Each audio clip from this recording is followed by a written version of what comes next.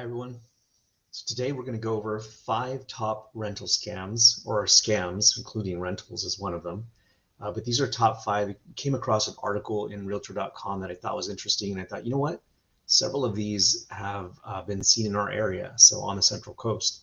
So I thought we'd cover them, and let me go ahead and share the screen here just to kind of give you an overview of what I'm talking about.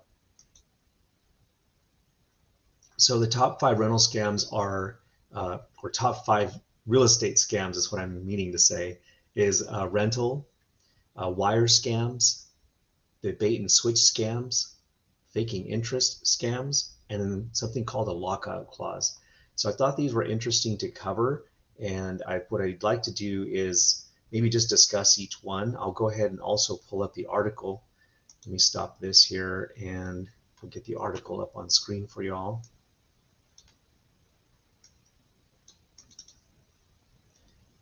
Because I thought it was well written, and it covered several of, like I said, some of these scams we have seen in this area, and unfortunately has caused some grief for local residents in the area. So let's go ahead and take a look at this. This is the first one here, rental scams. So of the 5 real estate scams, this is one I see most often happening in our area.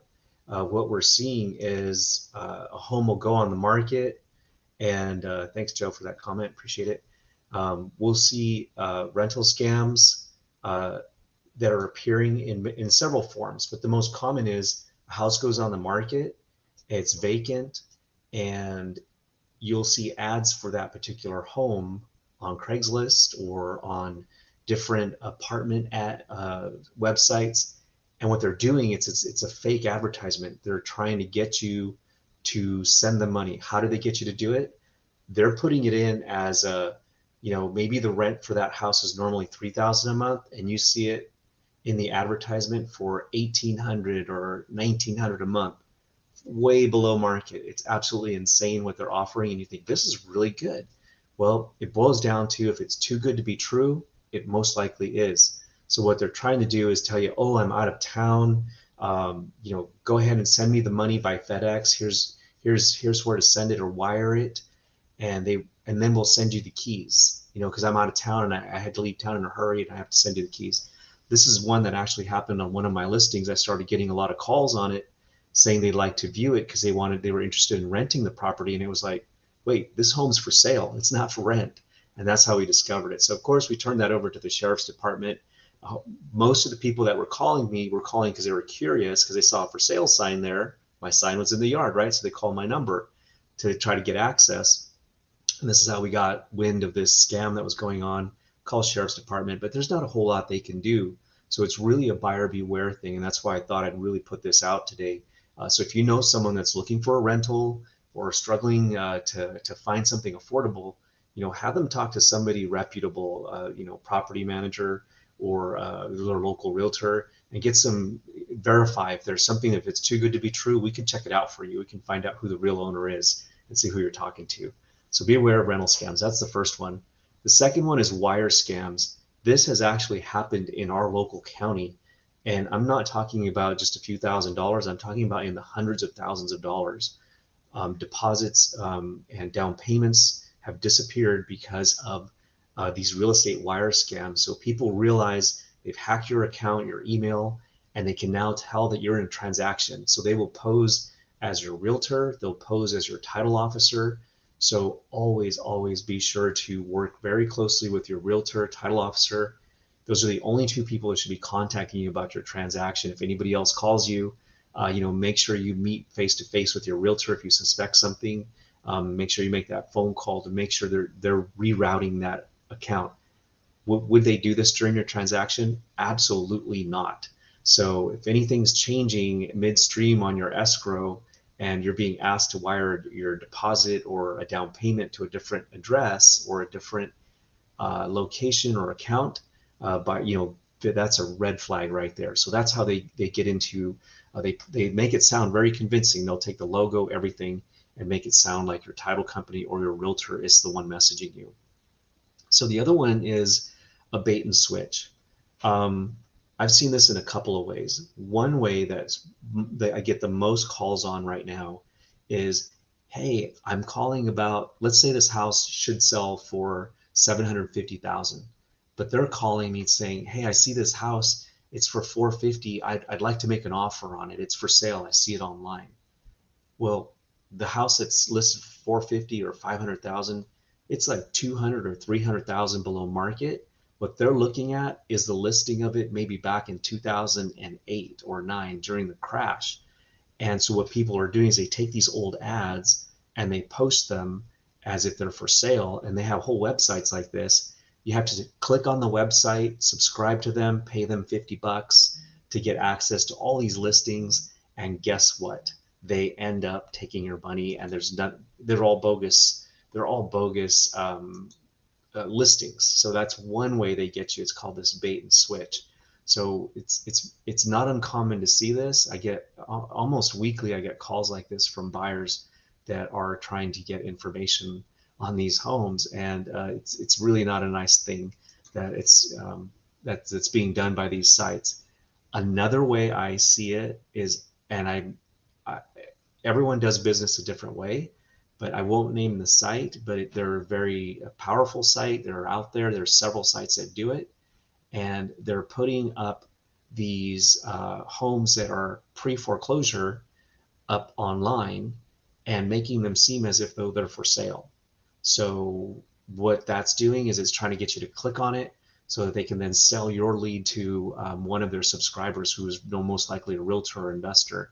So again, this is, I think now there might be opinions on this, but this is my opinion. I feel it's a little bit of a bait and switch because these sites are geared towards buyers, and they're presenting homes that are really not for sale, and presenting them as if though they're for sale. So that just be wary of that. If something's, bottom line is, if it's too good to be true, check with the realtor you're working with, or check with a realtor regarding that, and we can check those out for you. Another one is faking interest. That's the fourth one. And this one is interesting because we do have individuals that are on the market a very long time. They sit and they sit, and then you call on it because it's been on the market a while, and they're like, oh yeah, we've got a lot of offers, and you better get your offer in quick. You got to get it in within 24 hours. So they try to rush you into this transaction.